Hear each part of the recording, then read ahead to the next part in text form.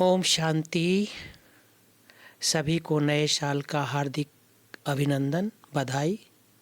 आज हम फिर लेकर के आए हैं अनुभव की कड़ी में एक बहुत अच्छा अनुभव।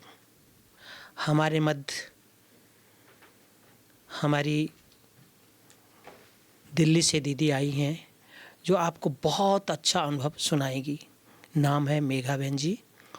और अनुभव ऐसी चीज़ है भाई बहनों, अनुभव एक धरोहर है कि अनुभव के आधार पे ही हम आगे बढ़ते हैं।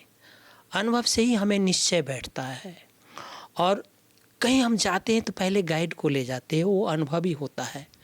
तो अनुभव जब हम कोई चीज़ का कर लेते हैं तो हम उसमें पारंगत हो जाते हैं। कहते हैं जहाँ न पहुँचे रवि वहाँ पहुँचे कभी, और जहाँ न पहुँचे कभी वहाँ पहुँचे अनुभवी। तो अनुभव एक हमारी एक ऐसी चीज़ हो जाती है जिससे हम मजबूत हो जाते हैं। उसी अनुभव की कड़ी में आज हमारे बीच मेघा बहन जी हैं, दिल्ली से आई हुई हैं। बहुत अच्छा डांसिंग करती है और सेंटर का बहुत अच्छा संचालन करती है, जो आपको अपना अनुभव सुनाएंगे। तो आप सभी बड़ी प्यार से अनुभव सुनिए भाई बहनों। आप हमारे अनुभव से ही आप सभी भी आए हैं इस ज्ञान में, और जो कोई भी अनुभव हमें बताता है तो हम लोग भी उस अनुभव को करते हैं। जैसे सूर्य भाई जी बताते हैं सोमान का अनुभव करो, सोमान लो, तो सोमान हम कई बार लिए हैं, वो सोमान तो हमें बहुत ताकत दिया है और समस्याएं भी दूर हुई है। तो ये अनुभव बड़ी प्यार से सुनिएगा। ओम शांति बहन जी। ओम शांति भाई जी। आज हम मेघा बहन जी से पूछ रहे हैं कि मेघा बहन जी, आपका बचपन बाल्यकाल कैसे बीता? आप अपने बाल्यकाल के बारे में बताइए सबसे पहले। ओम शांति। सबसे पहले मैं सबको नए वर्ष की शुभकामनाएं देना चाहती हूँ। बाल्यकाल तो बहुत साधारण सा था हमारा। हम जॉइंट फैमिली में रहते थे और जैसे जॉइंट फैमिली में संस्कार मिलते हैं, सबके साथ मिलजुल कर रहना, सब काम बांटना, तो हमें भी बहुत अच्छे संस्कार मिले थे। सबसे ज़्यादा मैं करीब अपने ताऊ जी से थी, जिनको मैं बाबा बोलती थी। तो बचपन में भी मुझे बाबा मिले थे। यानी बचपन से ही दैवी संस्कार आप में हाँ, पिरोया गया था। हाँ। तो वो जैसे ब्रह्मा बाबा हमारी पालना करते हैं, वैसे ही उनसे भी बचपन से ही मेरा बहुत ज़्यादा लगाव। जैसे हम अभी बाबा से ऑनेस्ट रहते हैं कि जैसा बाबा कहे वैसा हम करें, तो उनके साथ भी मेरा ऐसा ही था। और बचपन से वे हमारे साथ रोज़ सत्संग करते थे। सवेरे जल्दी अच्छी बात। उठना और सत्संग करते थे सबसे पहले। तो वो उनका भी यही कि बहुत हमने किताबें पढ़ी और सारे गीता का सब चीज़ों का सार मैं तुम लोगों को बताता हूँ कि मन मना भाव, ये बचपन से ही मुझे मिल गया था। जी। पर ये था कि वो ये संस्कार ऐसे देते थे कि हर हम बीच में टोकना चाहेंगे हाँ जी। बहन जी कि आप कितने भाई बहन थे? हाँ, हम 2 भाई बहन हैं। अच्छा अच्छा। और ताऊ जी 2 बड़े हैं, अच्छा तो अच्छा। 4 भाई बहन ऐसे टोटल में हैं। तो फिर सत्संग में कैसे हाँ करते जी। थे? तो वे यही हमें कहते थे कि हर चीज़ हमें भगवान को याद करके ही कर्म करने हैं और सबके प्रति पॉजिटिव थॉट्स देने हैं, सबको शुभकामनाएं देनी है। जो गीता वो बहुत पढ़ते थे, तो सारे चीज़ों बोले कि तुमको किताबें पढ़ने की ज़रूरत नहीं है, मैं तुमको सार बताता हूँ कि बस हर कर्म भगवान की याद में करना है और मौज से जीवन जीना है। यानी बचपन में ही आपको हाँ, था कि भगवान की याद में हर कर्म करना हाँ। है, ये पक्का हो गया था। पर जैसे जैसे हम बड़े होते हैं तो हमें बचपन में तो कुछ कठिनाइयाँ ऐसे खास कुछ आती नहीं है, तो हम मौज में ही जीवन जीते थे। हर चीज़ वो कर्म करना भी सिखाते थे, सफाई से हर कर्म करना सिखाते थे। जैसे हम गार्डनिंग भी करते थे तो ऐसे करते थे कि वहाँ पर पता न चले कि कुछ काम हुआ है, इतना सफाई वहाँ पर रखते थे। तो बहुत अच्छी संस्कार उन्होंने बचपन से हमें दिए। तो और तो सुना भाई बहनों, बचपन से ही कितना अच्छा बीज पड़ गया था अंदर में कि भगवान को ही याद करके कोई कर्म करना है। तो बचपन का बीज अभी फलीभूत हुआ। तो हम ये पूछते हैं दीदी आपसे कि आप दिल्ली कब आए? शादी जब मेरी हुई थी 2008 में, जी तब जी हम जी आए थे दिल्ली। जी जी जी। तो दिल्ली में किसके साथ रहते थे? दिल्ली में हमारी जो सास हैं वो साथ में अच्छा रहती अच्छा थी। अच्छा अच्छा, माना और वहाँ बस शादी हम, हुई थी हाँ हाँ आपकी। जी। अच्छा, आप दिल्ली में ज्ञान में कब आए दीदी? ज्ञान में ऐसे तो बचपन से जो हमारे परिवार में एक माता जी हैं वो ज्ञान में थी, तो ऐसा कुछ खास हम नहीं, हमको बस अच्छा लगता था कि वो बहुत अच्छा खाना बनाती थे, तो उनका खाना बहुत अच्छा लगता था। किनको? हमारी अच्छा, अपने परिवार में। भाभी की मम्मी थी, अच्छा अच्छा तो अच्छा अच्छा। उनके यहाँ आना जाना था हमारा, तो उनके यहाँ उनका खाना बहुत स्वादिष्ट बनता था। और बड़े बुज़ुर्ग लोग मुरली पढ़ते थे वे, तो ऐसे हाँ कुछ आध्यात्मिक की ओर वैसे ही बड़े बुज़ुर्ग लोग रहते हैं, तो बस हम सुनते थे, इतना कुछ प्रभाव ऐसा नहीं था। पर जैसे जीवन में हम बढ़ते हैं तो जैसे कठिनाइयाँ जब जीवन में आती है तब लगता है, तो हम सिस्टर शिवानी को बहुत सुनते थे। अच्छा अच्छा अच्छा। तो सिस्टर शिवानी हर बार यही कहती थी कि आगे आपको और समझना है तो आप 7 डे का कोर्स करिए, पास के सेंटर में जाइए। तो जब मैं मैके जाती थी, साल में एक बार मैके जाती थी, तब मैंने बोला कि मैं सेंटर जाऊंगी और कोर्स करूंगी। अच्छा, सेंटर कहाँ, किस सेंटर पे गए मायके में? हाँ, झारसुगड़ा में अच्छा अच्छा मेरा अच्छा मैका अच्छा है। अच्छा, हाँ हाँ। वहीं पर मैंने उनको ही बोला था, उनको हम अम्मा बुलाते हैं, तो अम्मा को बोला था कि मेरे को कोर्स कराना है, आप दीदी से बात कर लेना। तो अच्छा उन्होंने बोला कि सुबह के वक्त आप जाइए, वो अच्छा रहता है समय। तो मैं खुद ही चली गई थी और दीदी को बोला था हमको कोर्स करा दीजिए दीदी। तो कोर्स किया 7 दिनों हाँ, का आपने? 7 दिन का कोर्स किया। तो वो कोर्स जब किए तो आपने कोई क्वेश्चन नहीं किया दीदी से किसी भी नहीं किया। प्रकार का? हाँ, ये थी कि मेरे को सारा ज्ञान बहुत ही, मेरे को कोई भी चीज़ में डाउट नहीं हो रहा था किसी कि प्रकार का क्वेश्चन नहीं उठा? हाँ, पहले से ही नहीं मजबूत था भगवान कि के हाँ प्रति? ये सही बात है जो भी दीदी कह रहे हैं, सब अच्छा ही लगता था। सिस्टर शिवानी को बहुत सालों से सुनते आ रहे थे, तो ज्ञान की उत्सुकता थी कि ये तो सही चीज़ 7 है। डेज का कोर्स वहीं कर लिया आपने? हाँ जी। उसके बाद दिल्ली आए, हाँ जी। तो आप हमारे भाई साहब को ज्ञान में लाए? इनको भी सिस्टर शिवानी का अच्छा अच्छा प्रोग्राम अच्छा, सुनते थे। हाँ। फिर जब हमारा ट्रांसफ़र हुआ सूरत में, अच्छा तब अच्छा वहाँ अच्छा। पर उषा दीदी आए थे, गीता का भगवान कौन, इसका 5 दिन का वहाँ पर रखा था प्रोग्राम, तो उसमें हम दोनों गए थे और बहुत अच्छी, बहुत ज़्यादा प्रभावित हुए थे हम उससे।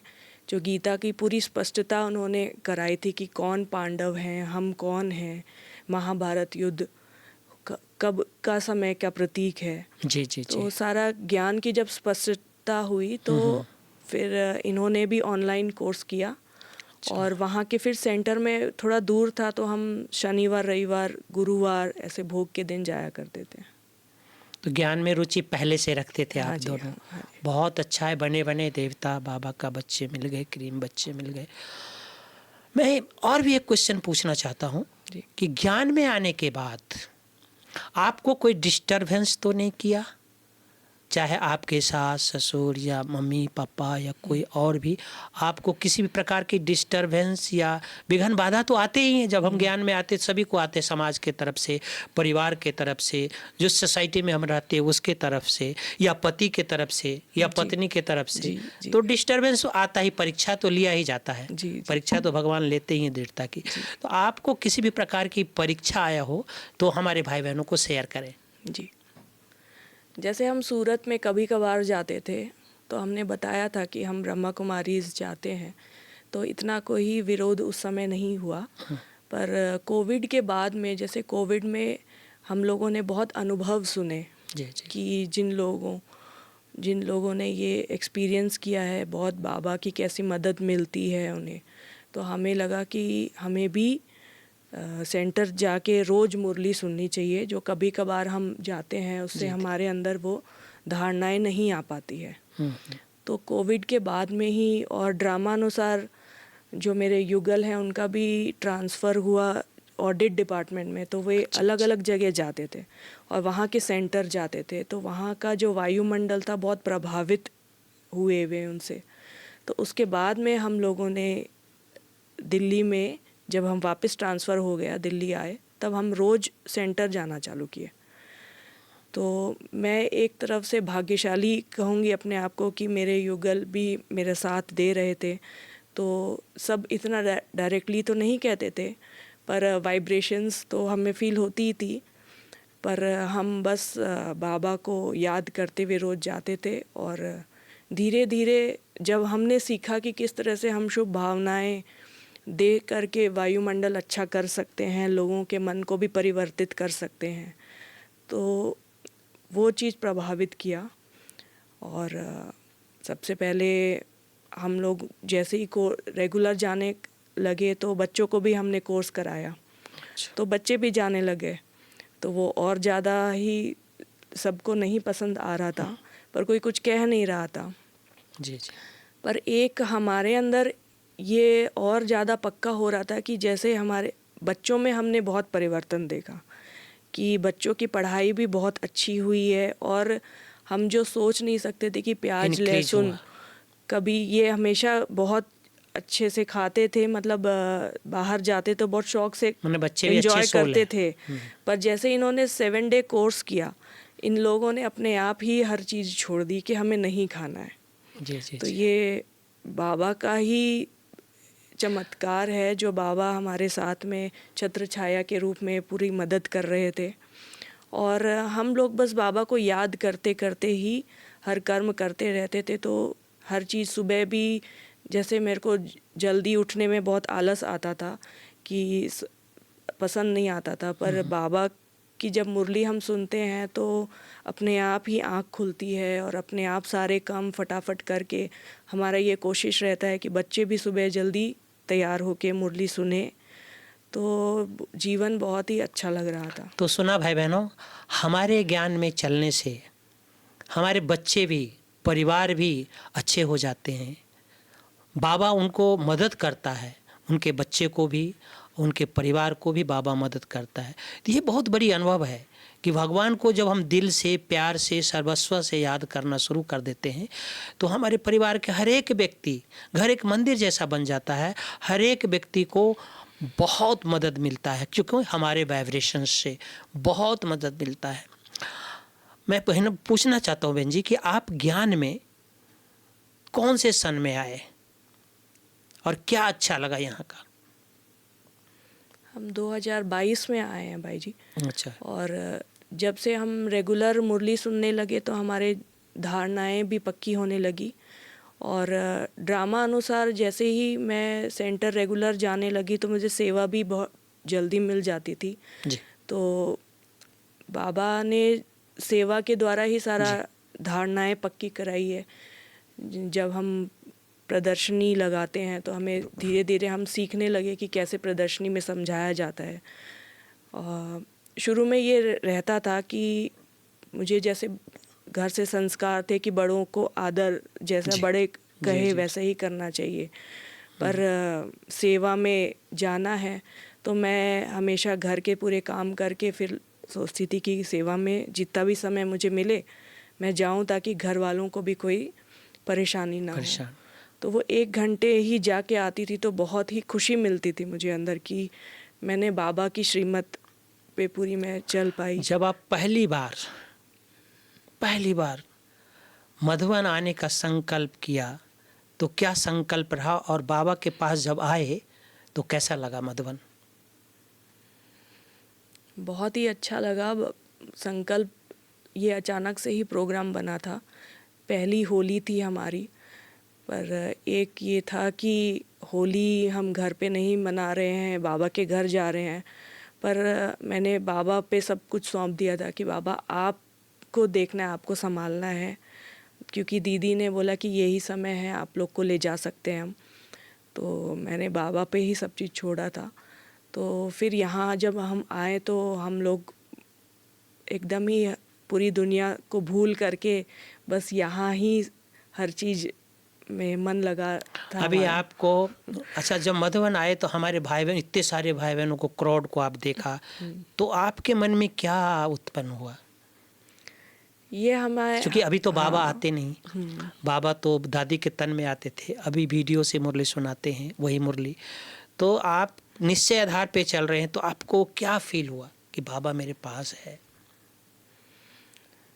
हमें बहुत अच्छा लग रहा था। बच्चों को ज़्यादा साक्षात्कार हो रहे थे, इनके अच्छा, अनुभव अच्छा, सुन के भी हमें बहुत अच्छा लग रहा था। जैसे बच्चों को कभी बाबा पानी पीते हुए मिल रहे थे, हम जैसे घूम रहे थे, दीदी हमें घुमा रही थी, तो जैसे ही बाबा कमरे में हम बैठते तो हमारी सारी थकान मिट जाती थी और एकदम फ्रेश होके फिर हम चलने लगते थे। सब जी, जी। चीज़ बहुत फरिश्ते जैसा यहाँ पर माहौल था, सब वाइट वस्त्र में और सब बाबा की याद में रह रहे थे, तो बहुत ही अच्छा लग रहा था। चलो, और बहुत अच्छी बात, बहुत अच्छी बात आपने बताया हमें कि परिवार कैसे हमारा अच्छा हो सकता है।